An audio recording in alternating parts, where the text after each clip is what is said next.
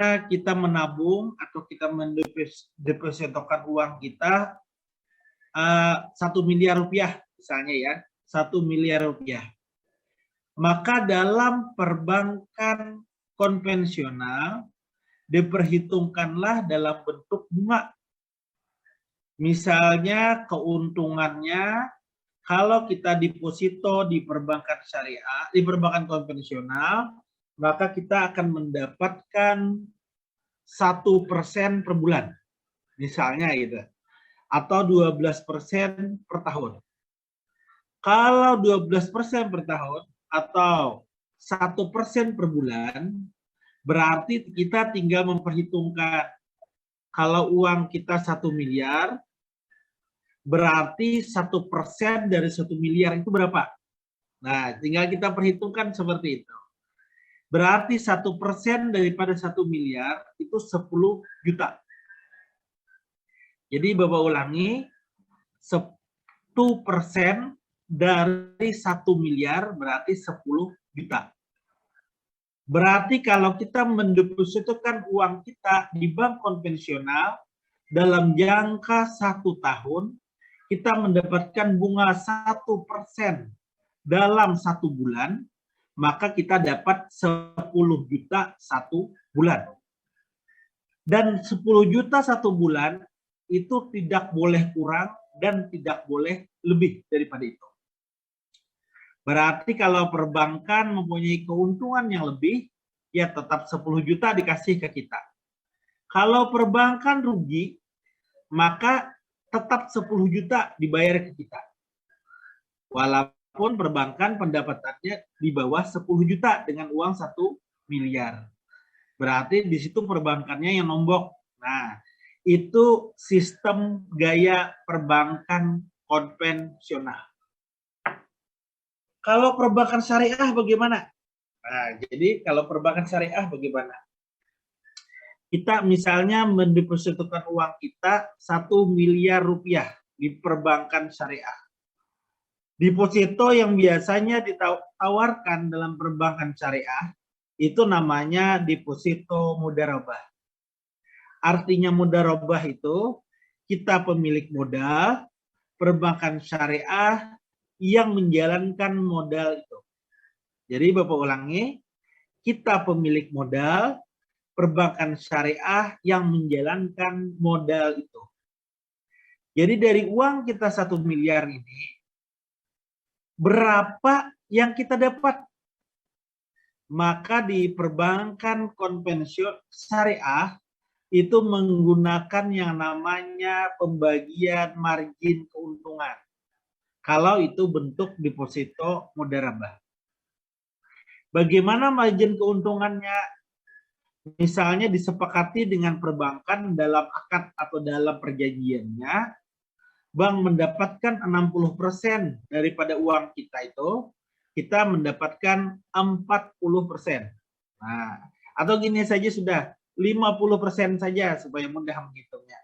Jadi bank 50%, kita dapat 50%. Jadi perhitungan keuntungannya bukan dari persentasi uang, tapi perhitungan keuntungannya dari persentasi pendapatan. Mirip tapi berbeda lah. Nah, jadi kata Bapak tadi mirip tapi berbeda.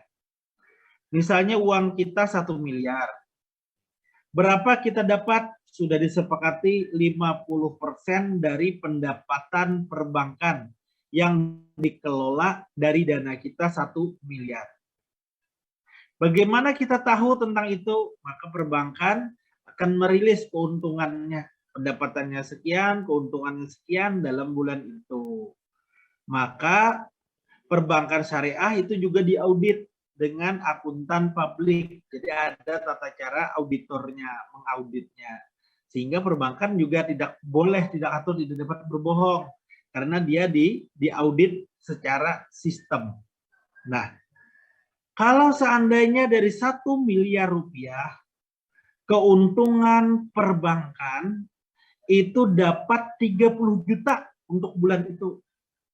Jadi perbankan dari hasil-hasil pembiayaan dan lain sebagainya, dia dapat 30 juta dari dana 1 miliar.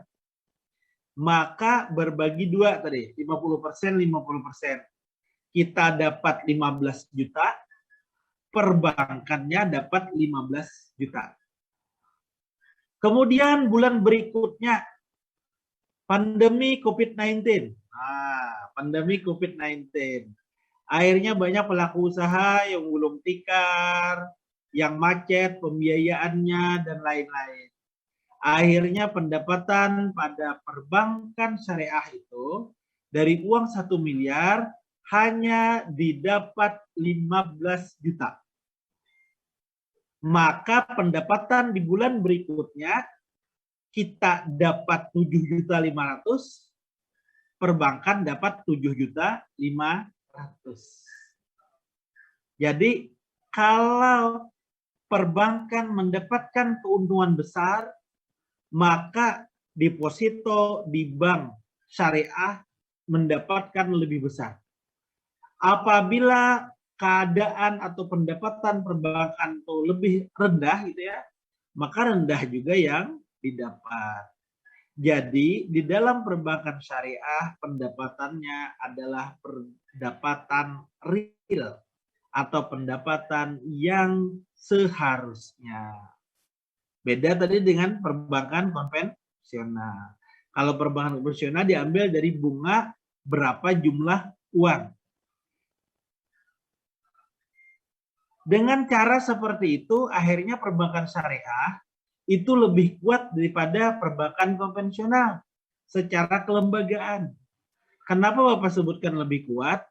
Karena kalau keadaan ekonomi lagi kacau, maka perbankan syariah hanya memberikan keuntungan kepada nasabahnya sebesar keuntungan real yang dia dapat.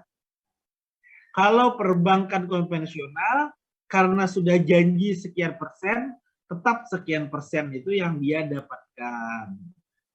Jadi seperti itulah bedanya antara perbankan syariah dengan perbankan konvensional.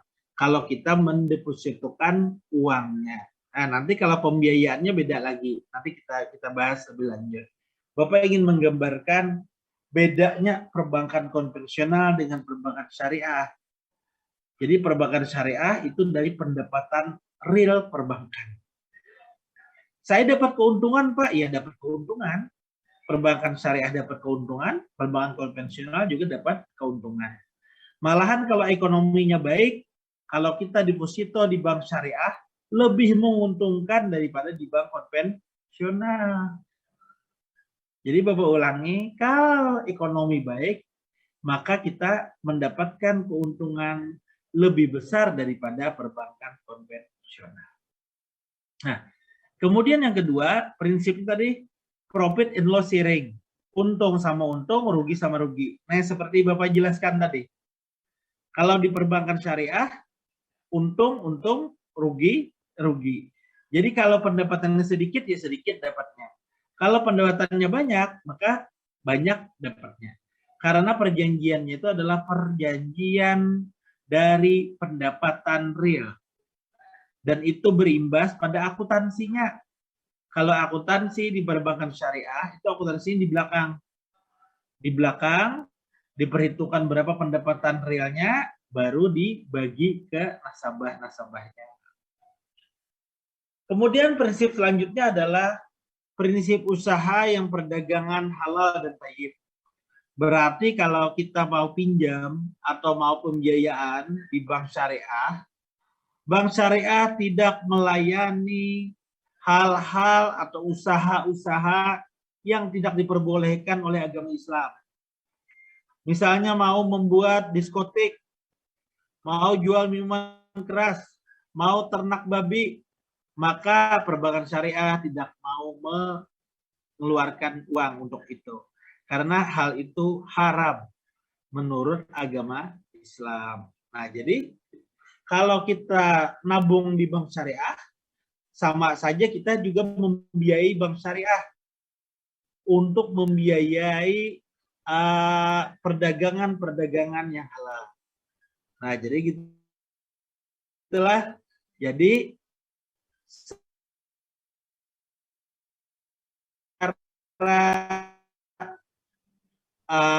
keuntungan di bank syariah dan juga keuntungan akhirat. Keuntungan akhiratnya apa? Itu kita membantu orang-orang yang berusaha dan usaha itu halal sesuai dengan ajaran Islam. Konvensional dia tidak tahu diskotik kah atau misalnya apakah yang tidak diperbolehkan secara agama, anak babi kah dan sebagainya, tetap dibiayai hasil berbagi keuntungan. Kalau tidak berbagi keuntungan, kita mungkin tidak ridha lah. Mau berbankan dapat sekian, aku dapat sekian aja. Nah, kalau keuntungannya banyak. Jadi ridha sama ridha. Kemudian bermanfaat bagi kedua belah pihak dan keadilan. Itu dirasa lebih adil daripada seperti tadi. Kalau di bank konvensional itu untung-untungan. Kalau ekonomi lagi lemah, untung kita di bank konvensional. Karena tadi kita mendapatkan bunga besar. Tapi kalau lagi ekonomi baik, rugi kita di bank konvensional. Lebih baik di bank syariah. Secara perbankan, kalau perbankan itu bayar terus dan dia rugi terus karena ekonomi melemah, maka perbankan itu nanti akan kolaps. Perbankannya yang hancur ya, yang rusak jadinya yang akan bangkrut. Kemudian dalam perbankan syariah ada prinsip sosial yang memberikan kesejahteraan bagi umat manusia. Jadi di perbankan syariah itu ada kewajiban zakat bagi lembaganya. Jadi apabila uangnya sekian, sebagian uangnya itu diberinya dalam bentuk zakatnya, dalam bentuk hibah dan lain-lain. Termasuk gedung Fakultas Hukum ini. Jadi gedung Fakultas Hukum ULM, yang gedung baru di depan ini, kemudian gedung Fakultas Ekonomi, gedung Digital Library, kemudian gedung FKIP, gedung FISIP yang 4 lantai itu, kemudian gedung auditorium yang ada di Banjarbaru, itu adalah gedung-gedung pemberian dari Islamic Development Bank atau Bank Pembangunan Islam yang ada di Jeddah, Saudi Arabia. Uang apa yang mereka gunakan? Yaitu tadi kata Bapak, mereka ada kewajiban sosial. Jadi dia ada zakat, infak, sedekah, dan lain-lain. Nah, jadi kalau kalian ke Jawa, kalian akan melihat UIN, misalnya UIN Syarif Hidayatullah, UIN Kalijaga, UIN apa lagi nih? Sunan Ampel, dan berbagai UIN. Gedung-gedungnya itu megah-megah. Itu adalah bantuan dari Bank Islam, IDB tadi. Islamic Development Bank yang pusatnya berada di Jeddah, termasuk gedung-gedung kita di Fakultas Hukum. Nah, jadi itulah kalau seandainya kita misalnya menabung atau kita menggunakan lembaga-lembaga keuangan syariah, itu juga selain kita mendapatkan keuntungan secara pribadi, kita juga membantu agama, membantu masyarakat, membantu pendidikan. Jadi ada dampak dunianya dan juga dampak akhiratnya. Pasti kita juga mendapatkan pahala dari Allah karena uang-uang kita itu sudah disedekahkan dalam bentuk macam-macam. Nah, Bapak teruskan.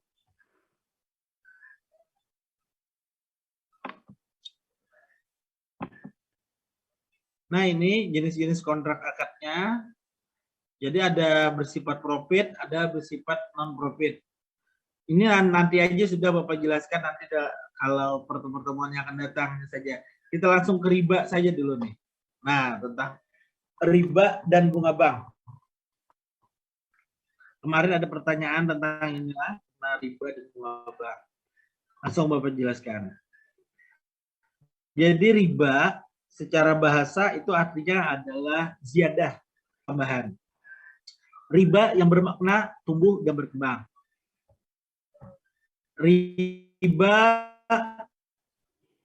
teknis mengambil tambahan dari harta pokok atau modal secara batil, baik dalam bentuk transaksi jual beli maupun pinjam meminjam. Jadi kalau itu terlalu besar, maka itu masuk dalam masalah riba. Kalau jual beli bagaimana? Jual beli bahan pokok. Jadi kalau jual beli secara umum yang tidak bahan pokok itu boleh-boleh saja. Tinggi misalnya jual beli berlian, keuntungannya besar, itu tidak apa-apa. Karena itu tidak masuk bahan pokok. Yang tidak boleh itu adalah bahan-bahan pokok. Jadi kalau bahan pokok itu kita jual keuntungan yang besar, kita juga masuk dalam artian riba. Mentang-mentang misalnya paceklik, lalu kita punya beras, lalu kita jual dengan keuntungan yang besar, itu juga bagian daripada riba. Kemudian pinjam meminjam dengan menggunakan bunga, apalagi bunganya terlalu besar misalnya, itu bagian daripada riba. Nah, riba itu biasanya menggunakan presentasi daripada uang itu sendiri.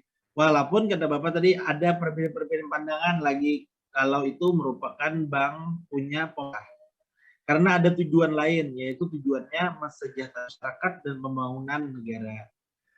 Nah, ini dalam perspektif beberapa agama, jadi pengaturan riba itu bukan hanya pada agama Islam. Kalau kita lihat dalam perjanjian lama misalnya, dalam kitab Exodus pasal 22 dan 25 itu juga melarang riba. Kemudian dalam kitab Deuteronomi pasal 23 ayat 19 juga melarang riba. Kemudian kitab Leviticus pasal 35 ayat 7. Nah, ini juga melarang riba. Kitab-kitab perjanjian lama itu adalah kitab-kitab hukum dari Nabi Musa alaihissalam yang dipakai oleh agama Yahudi dan juga dipakai oleh agama Nasrani. Jadi agama Nasrani atau agama Kristen mereka juga menggunakan kitab-kitab perjanjian lama karena perjanjian lama bicara banyak tentang hukum. Kalau perjanjian baru, Injil, itu banyak berbicara tentang akhlak atau budi pekerti. Nah, Bapak di rumah punya Injil. Nah, jadi Bapak ada punya Injil tuh, Injil Protestan yang Bapak punya. Jadi di rumah Bapak itu ada Bapak punya Injil Protestan dari KGI ya, Persatuan Gereja Indonesia. Bapak buka di dalam Injilnya itu ada dua, ada perjanjian lama, ada perjanjian baru. Jadi Bapak buka dalam perjanjian lamanya, memang benar ada pelarangan-pelarangan riba dalam beberapa kitab. Tadi ada 3 kitab ini. Bapak mengutip ini dari buku Antonius Shafii ya. Antonius Shafii itu seorang Chinese, dia pakar ekonomi Islam.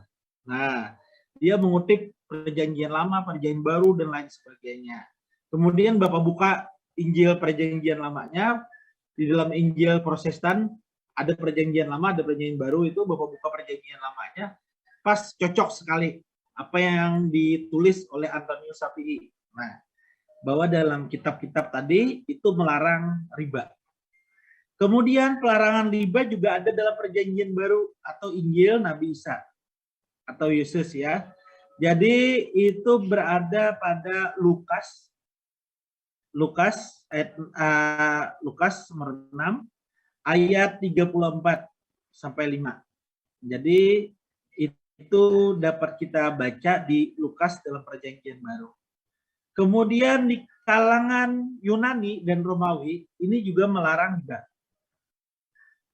Nah, seperti dalam kitab-kitab Plato melarang adanya riba. Kemudian Aristoteles ini juga melarang adanya riba. Seperti Plato ini sebelum Masehi ini, sebelum Masehi itu artinya sebelum Nabi Isa 427 sampai 347 sebelum Masehi. Aristoteles juga sebelum Nabi Isa, yaitu 344 sampai 322 sebelum Masehi. Kemudian Cato ini juga sebelum Nabi Isa 234 sampai 149 sebelum Masehi. Cicero ini juga 106 sampai 43 sebelum Masehi. Nah, di dalam Al-Quran ini banyak sekali larangan riba. Nanti bisa kalian baca saja, kalian buka sendiri. Nah, ini riba-riba dalam surah Ar-Rum ayat 39, dalam surah An-Nisa ayat 160, kemudian surah Ali Imran ayat 130, Al-Baqarah 278 sampai 279. Kemudian frekuensi penyebutan riba dalam Al-Quran, frekuensi penyebutan benda haram lain, misalnya seperti babi, darah, bangkai. Larangan riba dalam Al-Hadis, ya, dalam hadis ada dalam kitab Bukhari 2084, dalam kitab Buyu. Kitab Buyu itu artinya kitab jual beli, ya. Buyu itu bahasa Arab. Buyu itu bukan biawak, bukan biawak. Apa orang kita menyebut buyu deh. Biawak, bidawang. Nah, tapi bukan bidawang ini, ya. Al-Buyu itu artinya jual beli, kitab jual beli.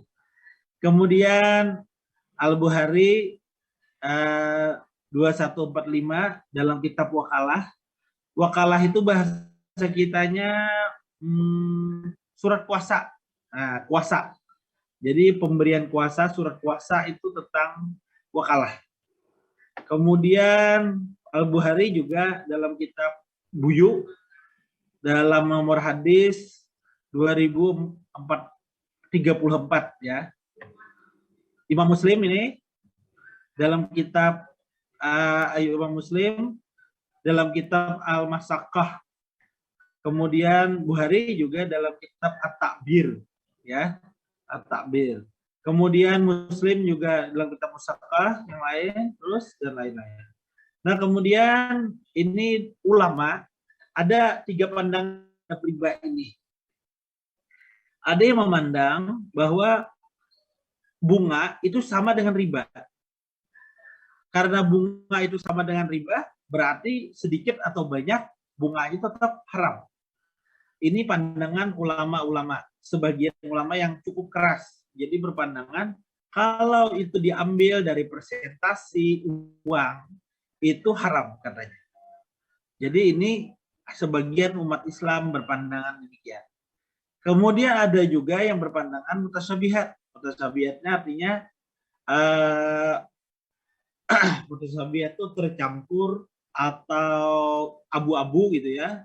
Nah, abu-abu itu lebih baik dihindari daripada diambil. Tapi derajatnya lebih rendah daripada haram. Kemudian yang ketiga, bunga halal. Bunga halal, khususnya bunga bank tadi, asal, tapi ada syaratnya. Yang pertama, bunga itu bukan untuk kepentingan pribadi, tapi untuk kegiatan produktif. Seperti untuk pembangunan, untuk memberikan kredit misalnya kepada orang lain, meningkatkan usaha dan lain sebagainya. Kemudian di perbankan milik negara. Seperti di tempat kita ada BNI, ada Mandiri dan lain-lain. Kemudian diatur moneternya oleh Bank Negara atau BI. Kalau di tempat kita Bank Indonesia. Nah, jadi kalau bunganya dikontrol oleh negara, oleh bank sentral, maka ulama yang berpandangan ini menyatakan kalau memenuhi ketiga syarat ini, maka bunga di situ halal. Nah, ini Bapak tidak memberikan kalian harus mengikuti yang mana. Terserah kalian saja yang mana. Yang jelas ada 3 varian ini dalam memahami riba di seluruh dunia. Jadi bukan hanya Indonesia, tapi juga di seluruh dunia. Ada yang mau sangat hati-hati, itu menyatakan haram. Ada yang menyatakan mutasyabihat, ada juga menyatakan halal. Tapi ada dengan syarat-syarat tertentu tadi. Masuk kita ke lembaga keuangan. Nah, jadi lembaga keuangan syariah atau lembaga keuangan Islam secara umum terbagi menjadi 2. Ada lembaga keuangan bank, ada lembaga keuangan non-bank. Jadi ada bank, ada non-bank. Bank ini terbagi 2 lagi. Ada yang namanya bank umum, ada namanya BPR, Bank Perkreditan Rakyat. Nah, bank umum ini terbagi 2 lagi. ada bank umum syariah, ada bank umum konvensional. Jadi lembaga keuangan itu ada yang syariah, ada yang konvensional. Seperti BSI, itu bank umum konvensional, bank umum syariah. Bank Mandiri itu bank umum konvensional. Bank Mandiri, Bank BNI, Bank Danamon, Bank BCA itu adalah bank umum konvensional. Di dalam bank umum konvensional, lalu pemerintah kita supaya mempercepat perkembangan perbankan syariah, membolehkan bank umum konvensional membuat lagi unit usaha syariah yang diistilahkan dengan nama UUS, unit usaha syariah. Seperti Bank Kalsel. Bank Kalsel itu bank konvensional namun mempunyai unit syariah. Seperti di jalan Esperman ini kan ada bank syariah punya Bank Kalsel, bank unit usaha syariah namanya. UUS. Namun UUS ini hanya diperbolehkan sampai 2023 nanti. Nah, 2023 itu milih menjadi bank umum apakah syariah atau dia menjadi konvensional. Kemudian BPR, ada BPR syariah, ada BPR konvensional. Begitu juga yang bukan bank. Jadi bukan bank itu ada asuransi, ada leasing, ada BMT, ada Pegadaian, ada pasar modal, ada reksadana, dan lain sebagainya. Masuk hotel syariah, dan lain-lain. Nah, di dalam asuransi, leasing, sebagainya ini, ada juga dia, ada yang murni syariah, tapi ada juga yang bentuknya tadi unit usaha syariah. Jadi inilah gambaran secara umum lembaga keuangan syariah itu, atau lembaga keuangan secara umum baik konvensional maupun syariah. Jadi ada yang namanya bank, ada yang namanya bukan bank. Nah, beberapa karakteristik sistem ekonomi syariah. Jadi sistem ekonomi syariah itu mengakui hak milik individu terhadap kapital. Berarti hak milik itu dibolehkan siapa saja, baik itu pribadi, badan hukum, itu mempunyai hak milik. Kemudian dalam ekonomi syariah itu transaksi berbasis bunga. Tiada transaksi berbasis bunga. Berarti menghindari atau tidak menggunakan transaksi yang berbasis bunga. Kemudian yang ketiga, berfungsi institusi zakat. Artinya apabila dia mempunyai pendapatan yang banyak, maka sebagian daripada kekayaannya itu didistribusikan dalam bentuk sosial. Baik zakat, infak, nanti sedekah, wakaf, dan lain-lain. Kemudian mengakui mekanisme pasar atau market. Dalam mekanisme pasar ini adalah kalau seandainya keuntungannya besar, maka besarlah yang dikasih kepada nasabahnya. Tapi kalau keuntungannya kecil, maka kecillah yang akan dikasih kepada nasabah. Kemudian mengakui motif pencarian keuntungan. Jadi mengakui motif pencarian keuntungan. Jadi dalam syariah diperbolehkan kita mencari keuntungan, tapi keuntungan yang tidak boleh melanggar syariat sendiri. Kemudian mengakui kebebasan berusaha. Itu apa saja terserah kita, asal tidak dilarang oleh agama Islam. Nah, jadi yang tidak dilarang itu kan banyak macam-macam. Tinggal kita lagi. Misalnya kita mau jual beli kah, berdagang kah, atau misalnya membuat rumah makan, membuat kafe, atau membuat apa, asal itu tidak bertentangan dengan syariah. Maka semuanya itu saja.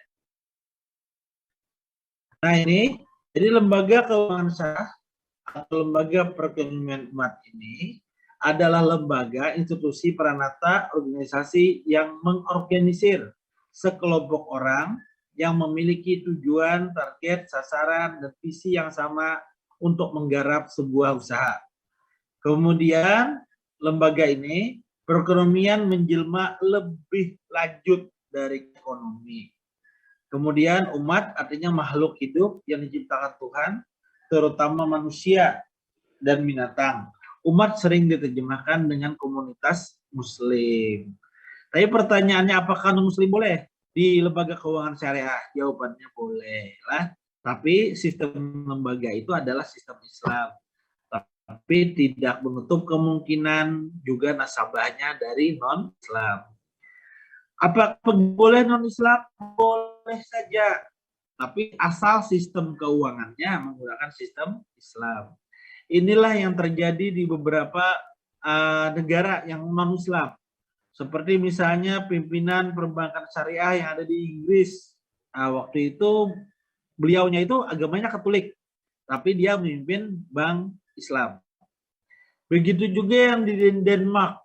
Denmark pimpinannya itu agamanya Katolik, tapi dia memimpin bank Islam. Begitu juga yang ada di Amerika, pimpinannya itu adalah dari Protestan, tapi dia memimpin bank Islam. Jadi sistem organisasinya yang diambilnya dan sistem keuangannya. Jadi pada saat ditanya kenapa dia agama Katolik, kenapa dia agama Protestan, dia tertarik mengelola bank Islam, katanya sistem ini yang sesuai dengan agama kami. Yang seperti Bapak utarakan tadi, ada di dalam kitab perjanjian lama, dalam kitab perjanjian baru, maka juga sama sesuai dengan ajaran Islam. Jadi kata mereka itu yang sesuai dengan agama mereka. Nah ini secara umum sistem keuangannya, ada Islamic Financial Market itu ada yang direct market, ada juga indirect market. Kalau indirect market itu termasuk perbankan. Jadi ada asuransi, takaful, ada unit trust, ada Islamic banking, ada finance companies, ada juga Islamic money market. Kalau direct financial market itu adalah Islamic capital market, atau kalau kita mau bertransaksi di pasar modal atau pasar uang. Nah, jadi kalau kita mau bertransaksi di pasar modal atau di pasar uang. Bagaimana pasar modal, pasar uang itu? Nah, itu satu semester kalian nanti belajarlah di program kekhususan ekonomi, itu ada mata kuliah khusus tentang pasar modal dan pasar uang. Itu tidak bisa sebentar belajarnya. Pada intinya pasar modal dan pasar uang itu yang kita lihat, yang orang jual beli saham, kemudian jual beli obligasi ya. Nah, yang sering di TV itu harga saham indeks indeksnya sekian sekian sekian terus naik, itulah itu yang Islamic bond market. Kemudian ada juga yang pasar uang yaitu Islamic equity market. Nah ini pengertian ekonomi syariah, bisa kalian baca. Jadi ekonomi syariah itu dalam Undang-Undang nomor 3 ini, nomor 3 tahun 2006 tentang peradilan agama. Dalam pasal 49 menyatakan ekonomi syariah adalah perbuatan atau kegiatan usaha yang dilaksanakan menurut prinsip syariah. Antara lain misalnya perbankan syariah, lembaga usaha mikro syariah, BNT dan lain-lain, atau koperasi syariah ya, asuransi syariah, reasuransi syariah. Reasuransi itu berarti di atasnya asuransi lagi. Kemudian reksadana syariah, obligasi syariah, dan surat berharga jangka menengah syariah, sekuritas syariah. Lembaga sekuritas itu lembaga-lembaga yang bertransaksi di pasar modal. Kemudian pembiayaan syariah, pegadaian syariah, dana pensiun lembaga keuangan syariah, dan K-nya itu bisnis syariah. Bisnis syariah itu luas lagi macam-macam. Termasuk misalnya hotel syariah atau apa saja. Khususnya masuk dalam bidang bisnis syariah. Nah, jadi apa namanya, mungkin materi Bapak cukup dulu sampai di sini. Nanti kita bicara lagi tentang lembaga-lembaga ekonomi syariah ini lebih dalam kembali lagi lah. Tapi khusus tadi lembaga ekonomi syariah, kemudian kita masuk nanti ke beberapa lembaga, misalnya perbankan syariah. Mungkin cukup perbankan syariah, nanti dari Bapak yang lainnya, dari materi Bapak itu masih banyak, bisa kalian perdalam sendiri lah. Nah, kira-kira sampai di sini dulu materi dari Bapak. Silakan kalau ada yang mau bertanya. Ya, Pak. Ya, silakan. Sebelumnya perkenalkan, nama saya Lukmanul Hakim. Ya. Saya ingin bertanya masalah trading, Pak. Ya. Nah, sekarang kan Pak lagi marak-maraknya trading tuh, Pak. Ya. Jadi hukum trading itu sendiri apa, Pak? Apakah halal atau diperbolehkan atau malah haram gitu, Pak? Terima kasih. Ya, makasih. Nah, hukum trading dilihat dulu tradingnya apakah dia menggunakan pasar modal syariah, apakah dia tidak menggunakan itu, atau menggunakan pasar uang syariah atau tidak. Di dalam trading ada namanya Jakarta Islamic Index. Jakarta Islamic Index itu disusun oleh di pasar modal syariah itu lembaga-lembaga apa saja yang dapat kita beli sahamnya. Jadi lembaga itu yang tidak mengusahakan dalam bidang hal-hal yang haram atau hal-hal yang tidak sesuai dengan syariah. Nah, jadi dicek dulu di lembaga tradingnya.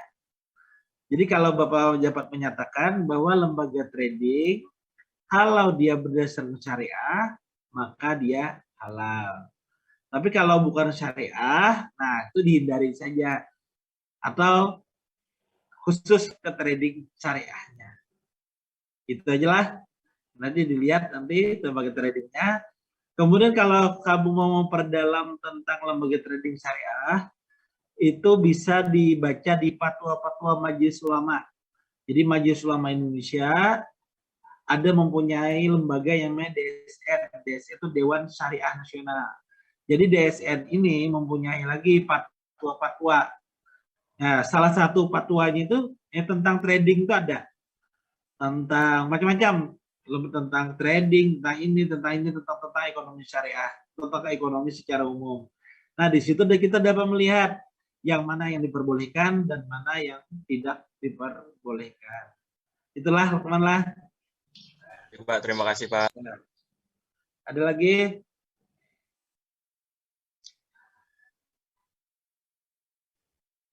Saya, Pak. Bapak, ya silakan. Sebelumnya perkenalkan, nama saya Muhammad Ribi Sapari.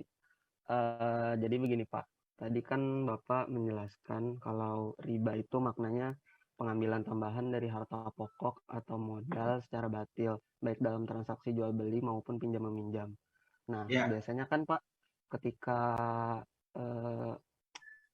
menjelang Lebaran, itu biasanya kan di pinggir-pinggir jalan itu ada orang yang menyediakan jasa tukar uang Pak. Jadi mereka itu menyediakan uang pecahan, bisa 100.000 atau bisa pecahannya itu bisa 50.000, 20.000 seperti itu Pak. Nah, tapi mereka itu biasanya kan ada ada ngambil untungnya gitu Pak. Jadi misalkan uangnya itu 1 juta, dia jualnya mungkin 1.010.000 gitu Pak. Nah, 10.000-nya itu termasuk keuntungan atau riba Pak? Ya. Terima kasih. Ya, makasih Muhammad. Nah, jadi kalau untuk uang tadi, kita kembalikan dulu kepada hukum asalnya. Jadi hukum asalnya, kalau uang itu merupakan alat transaksi, maka itu tidak boleh diperjualbelikan. Kalau dia jadi alat transaksi. Seperti dahulu misalnya emas. Emas dahulu adalah merupakan alat transaksi. Maka emas itu tidak boleh diperjualbelikan dahulunya. Tapi emas sekarang bukan lagi alat transaksi. Emas itu adalah objek sekarang itu. Objek bukan lagi alat transaksi. Makanya emas boleh diperjualbelikan. Karena sudah berubah menjadi uang. Ada uang kertas, ada uang receh dan lain sebagainya lah. Nah, jadi kalau menurut pendapat Bapak, kalau uangnya itu yang dijual dengan harga itu, maka itu termasuk tidak boleh. Kalau dia mau, dia minta saja jasanya. Jadi jasa pengambilannya. Kalau dia misalnya nih uang ini beli, kemudian dijualnya, bukan dijualnya, ditukarnya, kemudian dia minta, Pak, saya minta jasa pengambilannya. Nah, nanti dikasih berapa, misalnya 10%, berapakah 10.000 atau 20.000 atau berapa jasanya itu. Jadi kalau tukar menukarnya tidak boleh, Muhammad. Tapi kalau jasa boleh, lah. Nah, jadi kesalahan di tempat kita tuh biasanya langsung dipotong, langsung dijual gitu kan. Padahal uang bukan objek. Karena dia bukan objek, berarti uang tidak belikan. Seperti itu. Ya, itulah. Nah, ada lagi? Minggu depan insya Allah kita UTS lah. Mudah-mudahan tidak ada halangan. Bapak sebutkan lagi nanti bahan-bahannya, bahan dari Bapak, bahan dari Ibu Husna. Kemudian nanti sifatnya open book saja. Jadi siapkan saja bahan-bahannya, bukunya, dikerjakan dalam waktu apa namanya? Seperti kita kuliah lah waktunya. Nanti kita atur waktunya 1 jam atau 1,5 jam misalnya waktunya lah. Nanti kita atur sesuai dengan kerumitan soalnya. Nah, ada lagi? Silakan.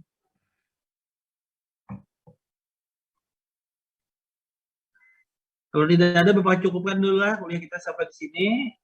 Sampai ketemu lagi, insya Allah mudah-mudahan minggu depan. Wassalamualaikum warahmatullahi wabarakatuh. Waalaikumsalam warahmatullahi wabarakatuh.